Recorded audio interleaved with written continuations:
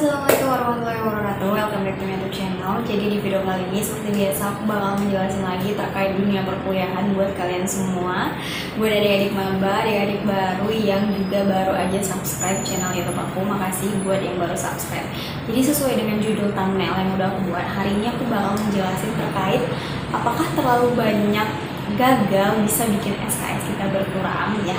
Jadi sebenarnya ini tuh juga jadi problematika buat anak-anak mahasiswa baru yang mungkin pada saat ini tuh lagi sibuk banget sama perkuliahannya, terus juga ternyata menghadapi problematika di mana teman-teman ini ada gagal di beberapa mata kuliahnya. Jadi ini tuh berdasarkan beberapa komen dan DM juga sebenarnya di Instagram aku terkait soal ini. Dan ini tuh sebenarnya aku bakal ceritain berdasarkan pengalaman teman aku aja yang pernah juga banyak gagal di satu semester, terus gimana impactnya di semester berikutnya dan apa yang terjadi sama beliau ini. Waktu itu aku udah coba tanyain juga, karena aku juga penasaran kan ternyata impact apa sih kalau misalnya kita tuh terlalu banyak gagal di satu semester itu. Itu ini lagi mendung ya sebenarnya, lagi mendung, tapi pintunya aku buka aja biar lebih kelihatan cerah gitu ya. Oke. Ternyata teman aku ini berdasarkan info itu dia tuh cuma gagal 3 mata kuliah, dan itu di semester berikutnya dia cuma bisa ambil 19 SKS, cuma dapat 19 SKS. Waktu itu aku tanya dia lupa gitu ya semester berapa gagalnya, dan sekarang itu berdasarkan informasi itu waktu informasi aku nulis ini tuh dia lagi cuti. Cuman kalau sekarang aku nggak tahu nih dia masih cuti atau enggak, karena aku belum tanya juga sama yang bersangkutan, tapi aku udah tanya terkait yang gagalnya gitu ya. Nah, berdasarkan informasi yang aku dapetin itu ternyata memang terlalu banyak gagal di satu semester itu memang mempengaruhi SKS yang dapat kita ambil untuk semester berikutnya.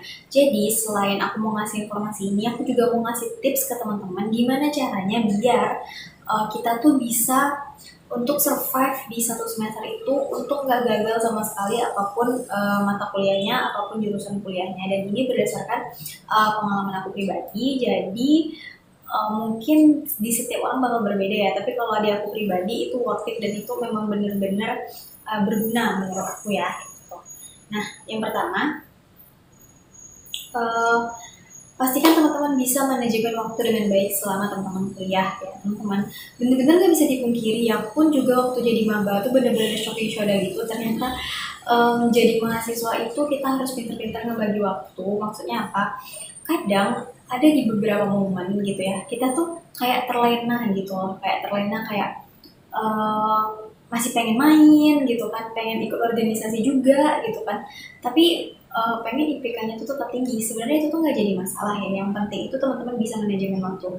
Nah, kalau aku sendiri dulu manajemen waktunya itu biasanya aku tuh bangun tuh lebih awal gitu, lebih pagi, dan biasanya pagi-pagi tuh aku belajar atau nyiapin apa yang mau aku lakuin di hari itu, dan ternyata itu emang benar-benar ngaruh banget ke hari itu gitu loh. Dan rentetan kejadiannya itu atau rentetan yang udah aku buat, biasanya aku list tuh hari ini aku mau ngapain aja, subuh itu aku udah list hari ini mau ngapain aja, jam sekian mau ngapain, kapan aku mau tidur siang, kapan aku mau organisasi, semua itu aku list.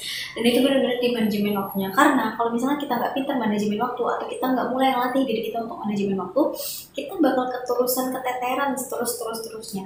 Tapi kalau misalnya kita udah mulai untuk manajemen waktu kita, biasanya itu lambat laun tuh kita akan ngerti sendiri pola kita tuh gimana gitu. Awalnya aku juga ngerasa kesusahan, bahkan sampai sekarang tuh tetap terus berusaha manajemen waktu gitu ya. Awalnya tuh kesusahan, cuman lambat laun waktu kuliah itu aku ngerasa oke, gini ya ternyata ngatur waktunya gitu. Kita yang harus ngatur waktu kita kayak gitu. Kapan kita harus istirahat, kapan kita harus ikut organisasi, terus kapan kita mesti ngerjain tugas-tugas kita. Jangan sampai tugas-tugasnya itu kita kerjain di sistem kebut semalam, dan itu benar-benar gak worth it karena hasilnya pun juga nggak maksimal menurut aku ya. Mending kita cicil sedikit-sedikit tapi hasilnya itu bagus gitu, daripada kita sistem kebut semalam tapi hasilnya tuh nggak maksimal, dan ketika nanti mungkin kita presentasi sama dosen atau gimana itu malah bikin kita bingung sendiri gitu. Jadi pastiin teman-teman harus bisa manajemen waktu, karena dari pengalaman aku pribadi di DKV itu sejujur-jujurnya ya, kalau Kalau misalkan kita udah masuk ke kuliah praktek, itu tuh pasti susah dan berat banget. Contohnya kayak Nirmana sama Trimatra. Nirmana sama Trimatra itu kalau misalnya kita nggak benar-benar pintar ngebagi waktunya, itu pasti bakal keteteran banget. Karena itu mata kuliah praktek yang menurut aku emang harus kita luangkan waktu kita untuk tugas itu gitu loh. Ya.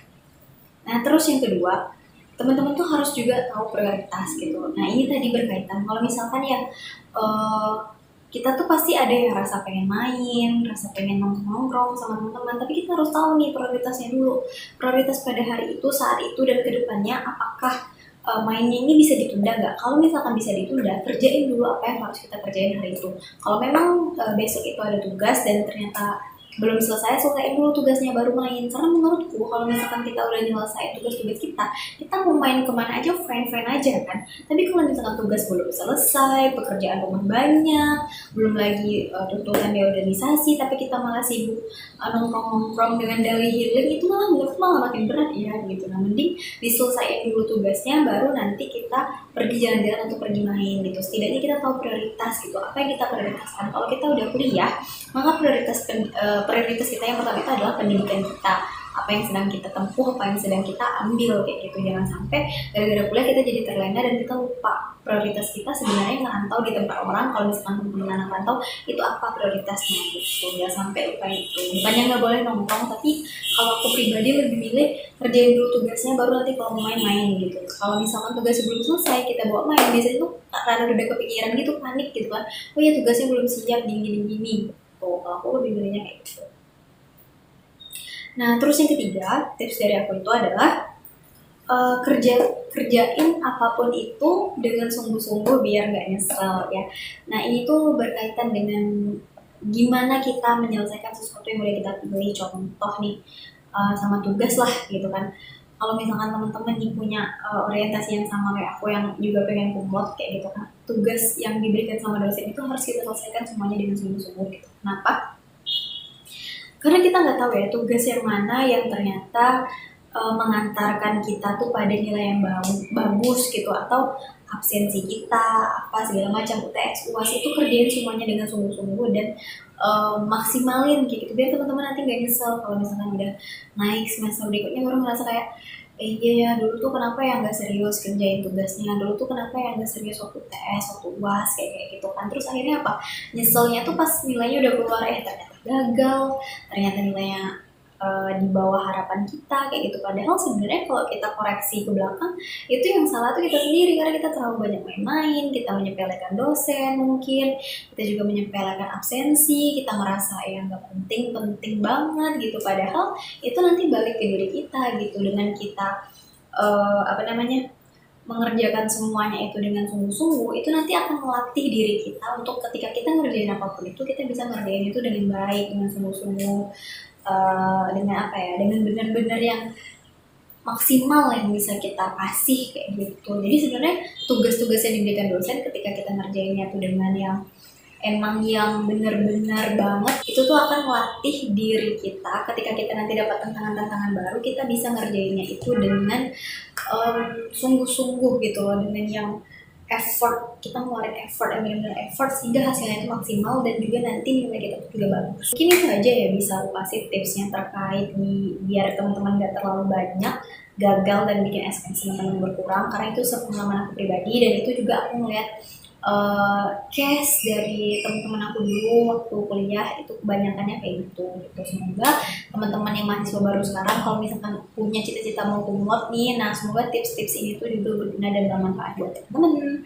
Oke teman-teman, mungkin itu aja video aku hari ini. Semoga video ini bermanfaat, dan buat kalian baru datang di channel ini jangan lupa like, komen, dan subscribe YouTube channel ini supaya aku bisa lagi untuk bikin video. Terima kasih.